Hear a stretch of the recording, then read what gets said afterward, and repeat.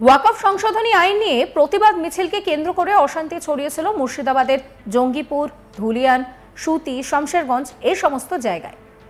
বেছে বেছে হিন্দুদের বাড়ি, দোকানপাট ভাঙচুর, মন্দির ভাঙচুর, আগুন লাগিয়ে দেওয়া এই ধরনের বিভিন্ন ঘটনা ঘটে। পুলিশের গাড়িও বাদ পড়েনি সেই তালিকা থেকে। কিছুদিন আগে মুর্শিদাবাদের পরিস্থিতি খতিয়ে দেখতে উপদ্রুত এলাকায় যান জাতীয় মহিলা কমিশনের চেয়ারপারসন বিজয়া রাহাতকার। এইরকম একটি হিন্দু পরিবারের বাড়ি ভাঙচুরের ভিডিও সোশ্যাল মিডিয়ায় শেয়ার করেছেন জাতীয় মহিলা কমিশনের সদস্যা ডক্টর অর্চনা মজুমদার। তার এক্স হ্যান্ডেলে তিনি একটি ভিডিও পোস্ট করে লিখছেন যে এটা শুভজিৎ দাসের বাড়ি। মাত্র 1 মাস আগে নতুন বিয়ে হয়েছে তার স্বপ্নের বাড়ি এখন ছাই হয়ে গিয়েছে, সবকিছু হারিয়ে গিয়েছে। এমনকি মুর্শিদাবাদে দুষ্কৃতীদের হাতে 2 ভরি সোনা সেটাও লুট হয়ে গিয়েছে। তবুও আইটি সেল কুলিরা সবকিছু ঠিক আছে বলে টুইট করতে ব্যস্ত। এটিকে ষড়যন্ত্র বলেই অভিহিত করছে। লজ্জাজনক। ভিডিওতে দেখা যাচ্ছে যে বাড়ির কথা বলা হচ্ছে সেই বাড়িটা পুরোপুরি পুড়িয়ে দেওয়া হয়েছে, ভাঙচুর হয়েছে, প্রত্যেকটা ঘর, আসবাবপত্র, এমনকি ঠাকুর ঘর, শৌচাগার সেটাও রেয়াত করা হয়নি। দেখুন সেই ভিডিও।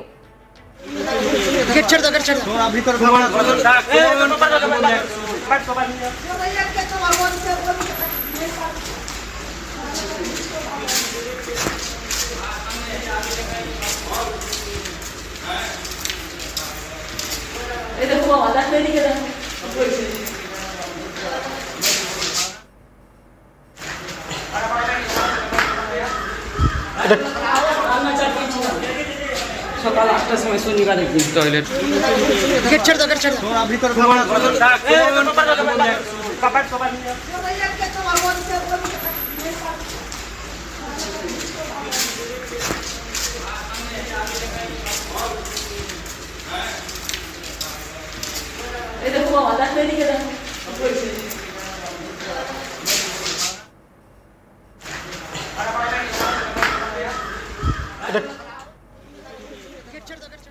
মুর্শিদাবাদের উপদ্রুত এলাকায় গিয়েছিলেন রাজ্য বিজেপির সভাপতি সুকান্ত মজুমদার।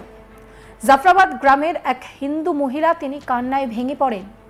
তিনি বলেন, আমার মাথায় পিস্তল, গলায় চাকু ধরেছিল ওরা, আমার গলায় তুলসীর মালা ছিঁড়ে দিয়েছিল, আমার ঘরে লক্ষ্মীনারায়ণের পুজো করি, আমি একাদশী করি, আমি সনাতন হিন্দু, আমার অপরাধ আমি হিন্দু। উর্মিলা দাস, শুনুন তার কথা। আপনার বাড়ি কোথায়? আমার বাড়ি জাফরাবাদ। এখানেই বাড়ি? এখানেই বাড়ি। কবে হয়েছিল আপনার বাড়িতে? শনিবারের দিন হয়েছে। কখন? 10টার সময়। কি আপনি তখন বাড়িতে একা ছিলেন না অনেক? একা ছিলাম আমি। কি হলো তখন একটু বলুন। আমার বাড়িতে ঢাল পড়ছে, ওদিক থেকে রাস্তা ঢাল আসছে, সব আগুন লাগিয়ে চলে এলো। আমার বাড়ি চলে এলো। আমার বাড়িতে গ্রিল, শাটার, দোকানের শাটার, ওষুধের ফার্মেসি আছে আমার।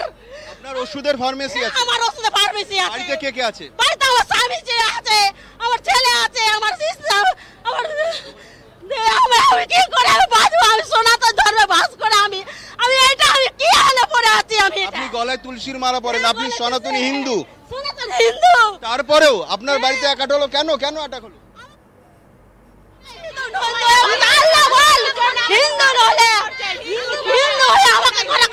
আপনি হিন্দু বলে অ্যাটাক করা হলো? হ্যাঁ, হিন্দু বলে অ্যাটাক করা হলো। এটাই আপনার দোষ? হ্যাঁ, এটাই আমার দোষ। হ্যাঁ, হিন্দু দোষ আমার। কিসের লাগা আমাকে এরকম মালা আমি পড়েছি? কিসের লাগা আমার? এই সময় আপনার বাড়িতে অ্যাটাক হলো, আর বাড়িতে আর কেউ ছিল আপনি ছাড়া? আমি ছিলাম, আমার স্বামী অসুস্থ, আমার স্বামী অসুস্থ আছে। আপনি একা ছিলেন? আমার ছেলে ছিল। তারপরে বাড়িতে কত লোকের ভিড় এসেছিল?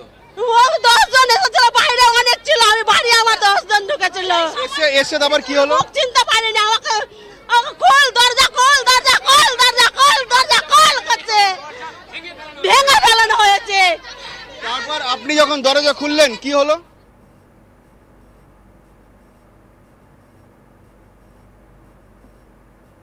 কি করে বলবো? আমি সনাতন ধর্মে বাস করি, কি করে ভাষা নিয়ে আসবো? কিসের লাগা ভাষা নিয়ে আসবো? আপনাকে কি বলা হয়েছিল? বলতে পারবো না। এই সমস্ত মহিলাদের সঙ্গে কথা বলেন রাজ্য বিজেপির সভাপতি সুকান্ত মজুমদার।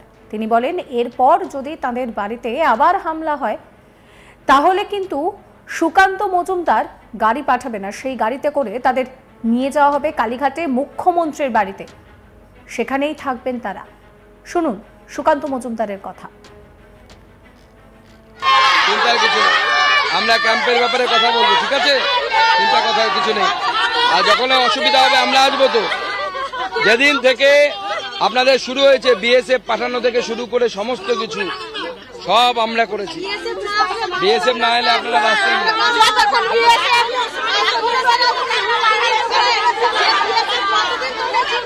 শুনুন শুনুন শুনুন শুনুন,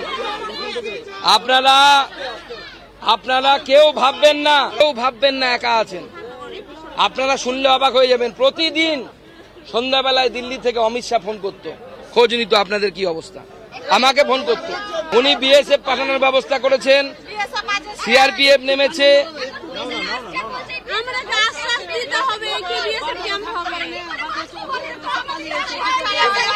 শুনুন, আমি আপনাদেরকে সাক্ষী রেখে আমাদের মিডিয়ার বন্ধুদের সামনে বলে দিচ্ছি, যদি রাজ্য সরকার বিএসএফ কে থাকতে না দেয় আর তারপরে যদি কিছু হয় আপনাদের সাথে, এর জন্য যদি কেউ দায়ী থাকে তাহলে মমতা বন্দ্যোপাধ্যায় দায়ী থাকবে। আর দ্বিতীয়বার যদি আপনাদের বাড়িতে হামলা হয়, আপনাদেরকে আমি গাড়ি পাঠাবো, আপনারা গাড়িতে উঠবেন, সোজা দিদির বাড়িতে নিয়ে যাবো, ওনার বাড়িতে গিয়ে থাকার ব্যবস্থা করবো, যতক্ষণ না সুরক্ষা দেবে। ভাবতে পারছেন যে কি পরিস্থিতি হয়েছিল সেখানে?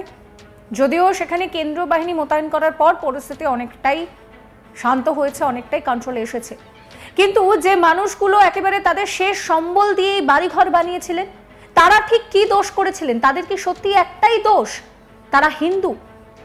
এই বাড়ি ভাঙচুর, বাড়ি পুড়িয়ে দেওয়ার মতন একটি ভিডিও ডক্টর অর্চনা মজুমদার, তিনি জাতীয় মহিলা কমিশনের সদস্যা, তিনি শেয়ার করেছেন, যেখানে দেখা যাচ্ছে যে শুভজিতের বাড়ি, সেই বাড়ি ভাঙচুর করা হয়েছে।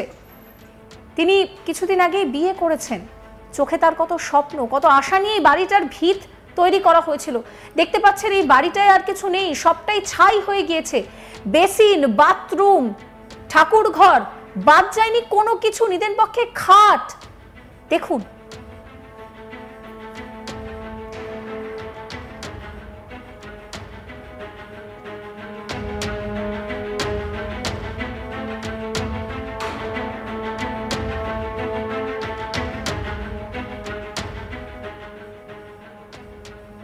সমস্ত খবরের আপডেটের জন্য আপনাদের নজর থাকুক আজ তাক বাংলায়। চ্যানেলটিকে সাবস্ক্রাইব করবেন, নোটিফিকেশনের জন্য বেল আইকনে ক্লিক করবেন, ফলো করবেন আজ তাক বাংলার হোয়াটসঅ্যাপ চ্যানেলও।